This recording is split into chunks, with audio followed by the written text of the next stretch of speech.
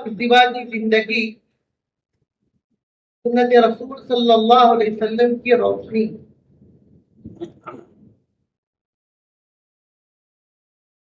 سنت کہتے ہیں حضور اکرم صلی اللہ علیہ وسلم کے قول و فعل. اور ازدواجی رشتہ تو جانتے ہی ہیں. اللہ نے اس کائنات کو بسانے کے لیے، اس کی تخلیق کے لیے مرد اور عورت کے ذریعے زینت بخشا. جیسا کہ کل مولانا نے اس کی تشریح بھی کی. وَمِنْ آيَاتِهِ أَنْ خَلَقَ لَكُم مِّنْ أَنفُسِكُمْ أَزْوَاجًا لِتَسْكُنُوا إِلَيْهَا.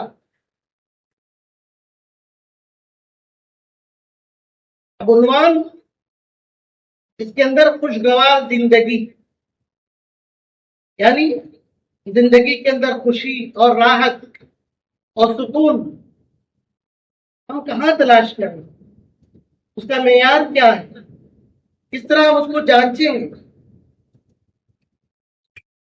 تو اس کی طرف قرآن کی بھی رہنمائی ہے اور رسول اکرم صلی اللہ علیہ وسلم کی زندگی اور سیرت طیبہ میں اس کی تفصیل ہے. حدیث میں آتا ہے کہ شادی کے کئی اغراض و مقاصد ہیں. عورت کا جو انتخاب ہوتا ہے کبھی اس کی خوبصورتی کی وجہ سے، کبھی اس کے حسب و نسب کی وجہ سے، کبھی اس کے مال کی وجہ سے. آخر میں اللہ کے رسول نے فرمایا وَلِدِينِهَا فَاظْفَرْ بِذَاتِ الدِّينِ تَرِبَتْ يَدَاكَ. معیارات الگ الگ ہو سکتے ہیں، لیکن دیندار عورت کا انتخاب کرنا تمہاری زندگی کی ایک اہم ترین کامیابی ہے. دنیا بھی بہتر بنے گی اور آخرت بھی. آپ صلی اللہ علیہ وسلم کی زندگی میں بہت سی خواتین آئیں، ازواج مطہرات ہیں. اس پر ہم گفتگو کریں گے، لیکن قرآن و حدیث کی روشنی میں خطبہ نکاح کے موقع پر جن آیتوں کا ہم انتخاب کرتے ہیں، جو آیتیں مصنون طریقے پر پڑھی جاتی ہیں، آپ ان پر نظر ڈالیے کہ ان آیتوں کا خلاصہ کیا ہے، کس طرف قرآن رہنمائی کرتا ہے، حضور اکرم صلی اللہ علیہ وسلم کس طرف اشارہ فرماتے ہیں. سورہ نساء کی پہلی آیت میں اللہ یہ فرماتے ہیں کہ اپنے اس رب سے ڈرو جس نے تم کو پیدا کیا اور تمہاری ذریعے سے تمہاری نسلوں کو برپا کیا. یہاں پر لفظ آیا ہے تقویٰ، خدا کا پاس و لحاظ. اب تک کی تمہاری زندگی انفرادی تھی، اب تم اجتماعی زندگی میں داخل ہو رہے ہو. ایک اجنبی لڑکی تمہارے گھر آ رہی ہے تو اس کے ساتھ تمہاری زندگی کیسے ہونی چاہیے، اس کا معیار کیا ہونا چاہیے. تم دونوں زوجین کے درمیان زندگی کا معیار کیا ہونا چاہیے. پھر اس کے آنے کے بعد کیا تمہاری رشتہ داری میں دراڑ اور خلل پیدا ہوگا، ناچاکیاں پیدا ہوں گی، اتحاد و الفت کی بجائے آپس میں لڑائی اور جھگڑے، پھوٹ، نفرت، عداوت، بغض، یہ سب چیزیں پیدا ہوں گی. ان اللہ کان علیکم رقیبا. دوسری آیت میں آپ دیکھیے اللہ نے صاحب کہا کہ اے لوگوں، اللہ سے تقوی اختیار کرنے کے بعد تمہاری زندگی میں اس کا عملی مظہر ہونا چاہیے. تمہارا جینا اور مرنا، اٹھنا اور بیٹھنا، تمہاری انفرادی اور اجتماعی زندگی اللہ کے لیے ہو. وَلَا تَمُوتُنَّ إِلَّا وَأَنْتُمْ مُسْلِمُونَ. اور تیسری آیت پر دیکھیے آپ، دکھتی رگ پر اللہ نے ہاتھ رکھا کہ یا ایھا الذین آمنوا اتقوا اللہ وقولوا قولا سدیدا. تقوی اختیار کرنے کے بعد اس کے اثرات یہ ہونے چاہیے کہ تم اپنی زبان اور اپنے فعل، اپنے قول و فعل کے اندر تضاد نہ ہو، سچائی کے دامن کو اپناؤ، دیانتداری آنی چاہیے، خیانت نہیں ہونی چاہیے، امانت داری کا پاک و لحاظ رکھنا پڑے گا۔ اگر یہ اوصاف تمہارے اندر آ گئے تو اللہ خود تمہاری جو کمیاں ہیں ان کو دور کر دیں گے۔ یصلح لکم اعمالکم، سابقہ جو گناہ ہے شادی سے پہلے اس کو بھی اللہ معاف کر دے۔ اس بنیاد پر آپ دیکھیے حضور اکرم صلی اللہ علیہ وسلم کا پہلا انتخاب شادی کے لیے حضرت خدیجہ کا رضی اللہ عنہ کوئی معمولی خاتون نہیں تھی، انتہائی ذہین، غیرت کرنے والی، لوگوں کو بھڑکنے والی۔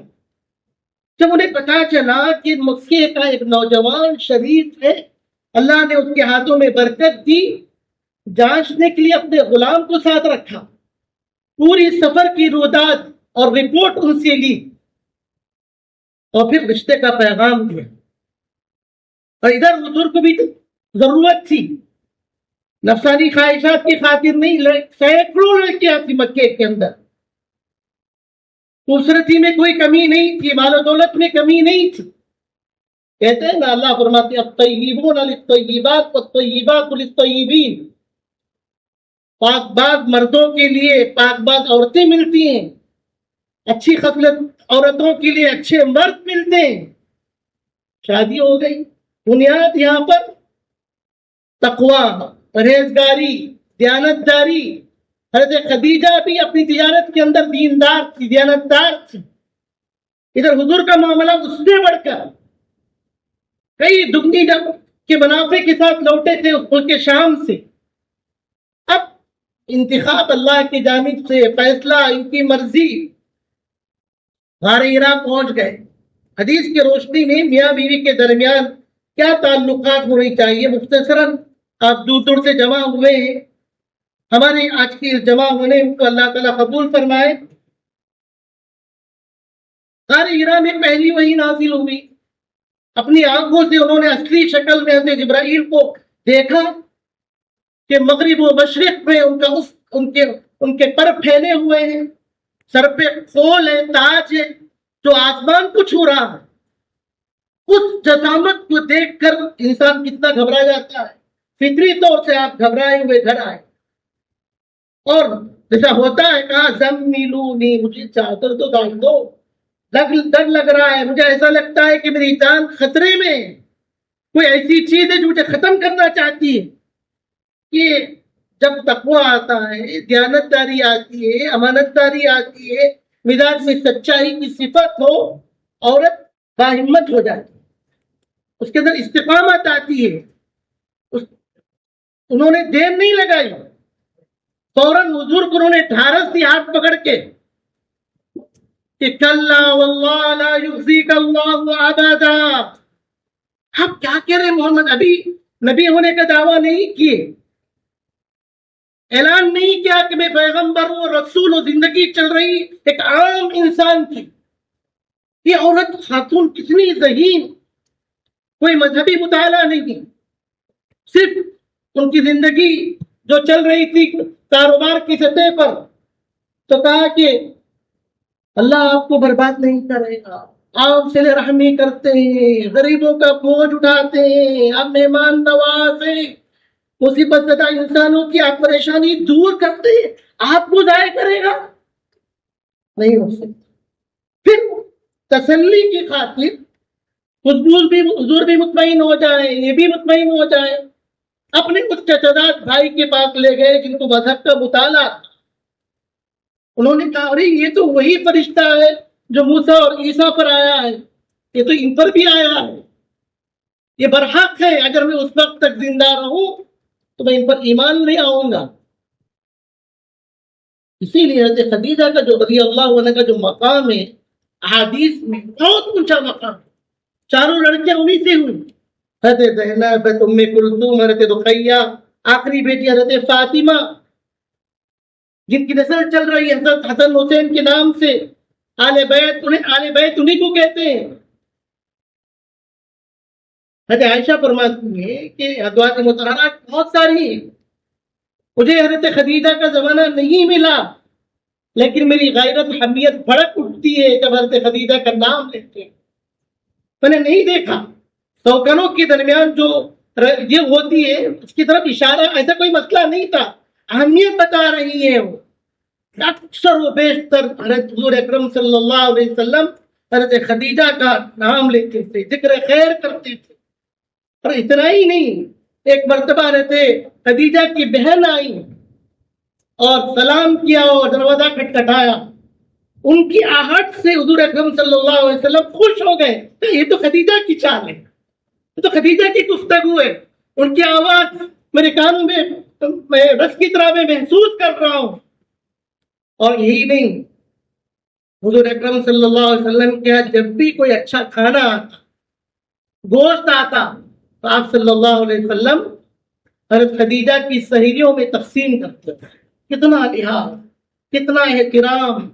انتقال کے بعد معلوم ہے نا، حضور نے فرمایا، کسی نے پوچھا صحابی نے، اے اللہ کے رسول، میں اگر اپنے والدین کی خدمت نہیں کر سکا جیتے جی اور ان کی نافرمانی کیا ہوں، ان سے سلوک نہیں کیا ہوں، تو حضور نے کیا فرمایا، کیا کروں میں چاہتا ہوں کہ میں کچھ ثواب پہنچاؤں، اس کا مداوع ہو جائے. حضور نے فرمایا تمہارے والدین کے جو رشتہ دار، دوست، احباب ہیں، ان کے ساتھ اچھا سلوک کرو. بالکل یہی معاملہ ہے. خدیجہ ان کو یاد کرنے کا ایک اہم طریقہ تھا کہ ان کی بہن آتی ہے تو اس کی یاد آ جاتی ہے، اور کچھ اچھا پکتا ہے تو ان کی ذریعوں میں تقسیم کر دیتے ہیں. اسی طریقے سے حضور اکرم صلی اللہ علیہ وسلم کی زندگی کا مطالعہ کرتے ہیں تو یہ بڑی عمر کی آئی تھی حضرت خدیجہ، چھوٹی عمر کی حضرت عائشہ آئی تھی ان کی نکاح میں، 9-10 سال کھیل کود کی عمر. آپ صلی اللہ علیہ وسلم نے ان کا پورا لحاظ. حدیث میں آتا ہے کہ حبشی لوگ مدینے کی گلیوں میں کچھ کرتب دکھا رہے، کھیل کود کر رہے تھے. 9-10 سال کی عمر کی، کیا کہہ سکتے ہیں، وہ اتنی چھوٹی تھی کہ وہ حضور کھڑے ہوئے تھے، حضرت عائشہ بھی آ گئی. حضور نے ان کو اپنا کاندھا دیا کہ میرے سہارے اس کھیل کود کو، اس کرتب کو دیکھو، تم بھی مستفید ہو جاؤ، محظوظ ہو جاؤ. اور جب تک عائشہ وہاں سے نہیں ہٹی، حضور کھڑے رہے، دل جوئی کرتے رہے، بیداری کا احساس نہیں دلائے. حضور اکثر گھر میں آتے، دیکھتے ہیں عائشہ اپنی سہیلیوں کے ساتھ کھیلتی ہیں تو آپ بھی محظوظ ہوتے. ایک مرتبہ آپ آئے تو آپ نے دیکھا کہ عائشہ کے ہاتھ میں گھوڑا کھلونا. آپ نے پوچھا کہ عائشہ یہ کیا ہے؟ عمر کیا تھی؟ 10 سال 11 سال، شعور کی منزل کو بھی نہیں پہنچ سکی تھی. تو کہنے لگی یا رسول اللہ یہ تو گھوڑا ہے. حضور نے مزاحن کہا گھوڑے کے کئی پھردی ہوتے ہیں، بتاؤ مجھے مدینے کے گھوڑے کے کوئی پر لگے. کتنی صحیح تھی. کہا حضور آپ کو نہیں معلوم ہے سلیمان علیہ السلام کا گھوڑا اڑتا تھا ہوا میں، پر کے سہارے تو اڑتا ہے. کتنی بہت باریک لطیف مذاق دل جوئی آتے، اور ان کی سہیلیاں ترنم سے کچھ گاتی، اشعار پڑھتی تو آپ ان کو چھیڑتے نہیں، کہتے پڑھتے رہو، بس شرکیہ کلمات مت کہو. آپ کو حدیث کی روشنی میں یہ بھی ملے گا درس کہ حضور صلی اللہ علیہ وسلم باہر سفر پر نکلے، کسی جہاد کے موقع پر دلجوئی کے لیے حضور نے حضرت عائشہ سے کہا کہ مقابلہ ہو جائے دوڑ کا میرے اور تمہارے درمیان، کیا چاہتی ہے؟ آپ نے صحابہ کو آگے بھیج دیا اور نشان لگایا، مقابلہ شروع ہوا. حضرت عائشہ ہلکی پھلکی تھی، جسم بالکل ہلکا پھلکا تھا، 9-10 سال کی تھی. وہ تیزی سے آگے بڑھ گئی، حضور پیچھے رہ گئے. پھر تقریباً 8-10 سال کے بعد اسی مقام پر سے گزرنے کا اتفاق ہوا. حضور نے پھر عائشہ کو روک لیا، عائشہ یہ جگہ یاد ہے تم کو؟ بالکل اچھی طرح یاد. کیا ہوا تھا یہاں پر؟ کہ دوڑ کا مقابلہ ہوا تھا. کون جیتی؟ ہم نہیں جیتی تھی، کامیابی مجھ کو ملی. چلو اب ہم مقابلہ کریں گے. اب عمر ان کی ہو گئی 17 سال 18 سال اور جسم کچھ بڑھ گیا تھا. صحابہ کو آپ نے آگے بھیجا، پھر مقابلہ، حضور آگے بڑھ گئے، حضرت عائشہ پیچھے رہ گئی. آپ نے فرمایا برابر سرا، پہلے تم آگے بڑھی اب میں۔ اسی طرح حضور کی زندگی میں ایسے واقعات بھی ملتے ہیں جو خواتین گھر کے اندر رہتی ہیں، عورتیں، ان کو اللہ کے رسول نے آزاد ماحول دیا تھا، جھگڑا نہیں تھا۔ مولانا نے تفصیل سے اس پر روشنی ڈالی، بالکل آزاد۔ اور حضور اکرم صلی اللہ علیہ وسلم ان کی تربیت بھی کیا کرتے تھے اس طریقے سے، آپس میں نوک جھونک بھی ہوتی تھی۔ حضور ایک مرتبہ گھر میں تشریف لائے، آواز آ رہی ہے حضور کی عائشہ کی آپس میں، اور اس میں عائشہ کی آواز بلند ہو رہی تھی، حضور کی آواز پر حضرت عائشہ کی آواز بلند ہو رہی تھی۔ ابو بکر رضی اللہ عنہ کے کانوں میں آواز ٹکرائی، نبی سے، رسول سے ان کا ذہن ادھر گیا۔ اور یہاں پر جو گھر کا جو ماحول ہے، میاں بیوی کا رشتہ، ازدواجی رشتہ، اس کو آپ قید کر دیں گے، تنگ کر دیں گے تو زندگی جینا محال ہو جائے گا۔ تو حضرت ابو بکر اندر آئے اور غصے میں انہوں نے ہاتھ اٹھایا ہے عائشہ کو مارنے کے لیے۔ حضور کے ساتھ یہ بدتمیزی، یہ بداخلاقی، یہ زور کی آواز، حضور صلی اللہ علیہ وسلم فوراً ان دونوں کے بیچ میں آئے اور عائشہ کو کا دفاع کیا، کہا کہ کوئی مسئلہ نہیں، آپ مت آئیے، آپ ہاتھ درمیان میں رکھیے۔ ابو بکر رضی اللہ عنہ واپس چلے گئے تو حضور نے کہا دیکھو میں کیسے بچا لیا آج، ورنہ آج مار کھا لیتے تم اپنے ابا کے ہاتھ۔ اس میں سبق کیا ملتا ہے کہ بالکل نرمی، تواضع، انکساری، عورت کے ساتھ، بیوی کے ساتھ اس کو باندھی غلام نہ بناؤ، بیوی کو بیوی رکھ کر اس کو حیثیت و مقام دو۔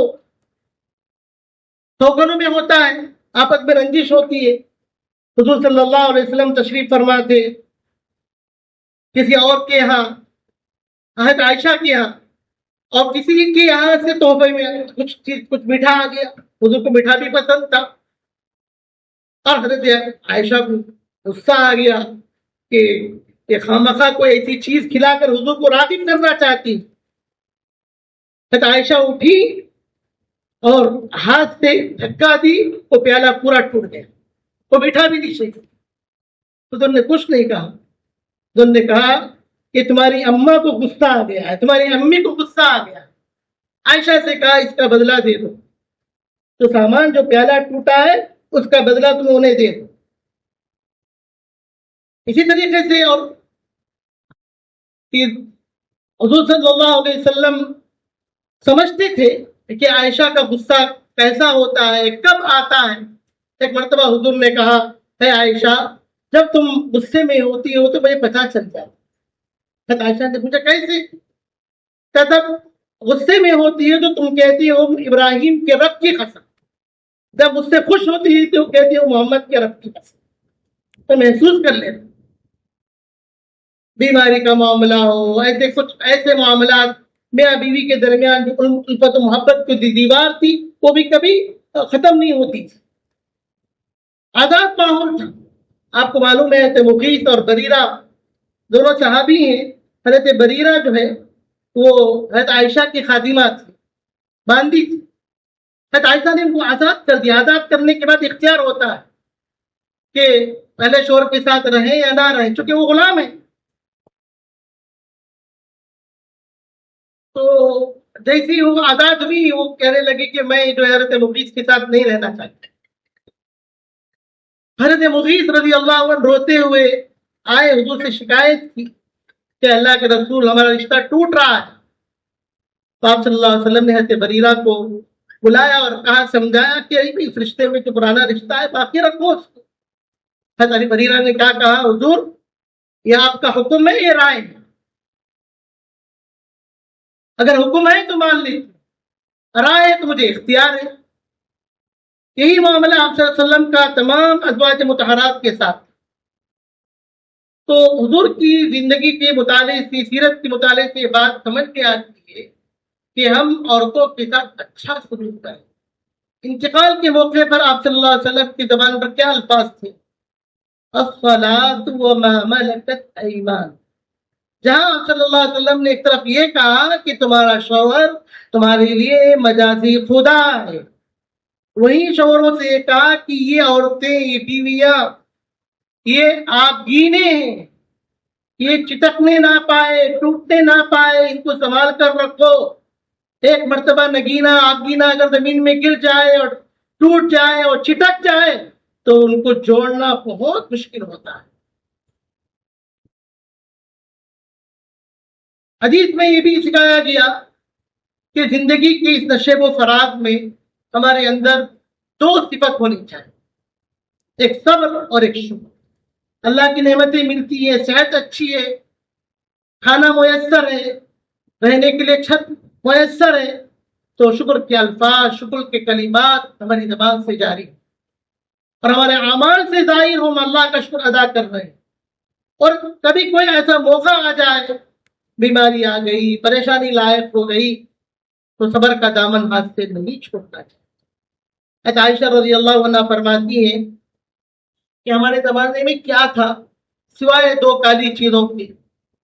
ایک پوچھا کالی چیزیں کیا ہیں؟ تو فرمایا ایک کھجور ایک پان. پانی صاف شفاف نہیں تھا، رنگ اس کا گدلا ہوتا تھا. تو ایک کھجور ایک صابرہ تھی، صبر سے رہتی تھی، زندگی گزارتی تھی. اسی کی طرف اللہ کے رسول صلی اللہ علیہ وسلم نے اشارہ فرمایا عجبا لامر المؤمن، مومن کا معاملہ بڑا عجیب و غریب نرالا ہے.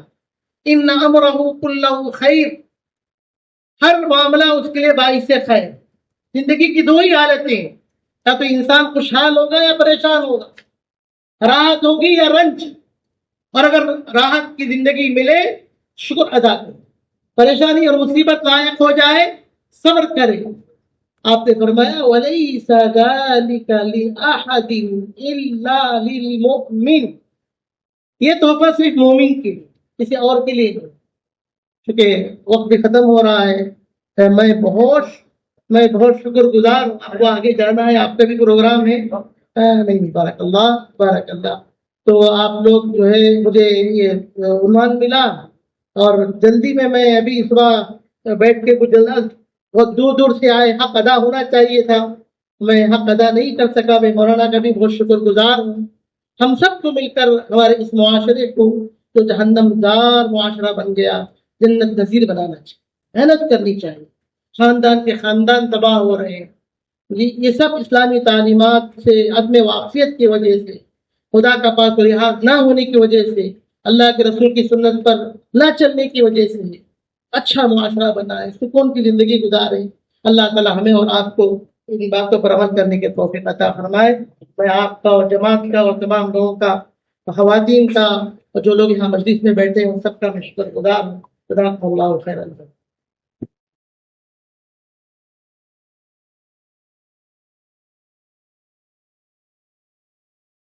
میں مولانا محترم کا شکر ادا کرتا ہوں کہ آپ نے بہترین انداز میں درس حدیث کو ہمارے سامنے پیش کیا. اس کے بعد اگر آپ